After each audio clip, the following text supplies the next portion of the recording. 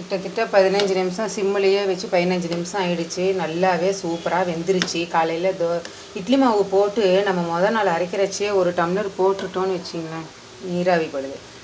இட்லி மாவு போடையிலேயே நம்ம லாஸ்ட்டாக ஒரு டம்ளர் அரைச்சிட்டோன்னு வச்சிங்களேன், டிஃபன் ஓடும்போதே இது ஒரு பக்கம் செஞ்சு வச்சுட்டா நாள் முழுக்க நம்மளை நச்சரிச்சிட்டு இருக்க மாட்டாங்க.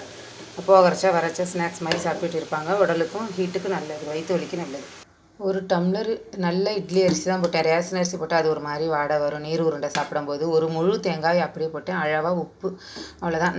நல்லா குறைன்னு அரைச்சிட்டு அந்த கிரைண்டர் கழுவுற தண்ணி அப்புறம் கொஞ்சம் மாவு கரைச்சிட்டோம். இந்த மாதிரி இந்த கஞ்சி வயிற்று புண்ணு, வாய் புண்ணு, அல்சரு, என்னென்ன இருக்கோ எல்லா உடம்புல உள்ள நாடி நரம்பு 72,000 நாடி நரம்புன்னு எங்கே புண்ணு இருக்கோ அத்தனையும் சுமார் பண்ணி விட்ரு.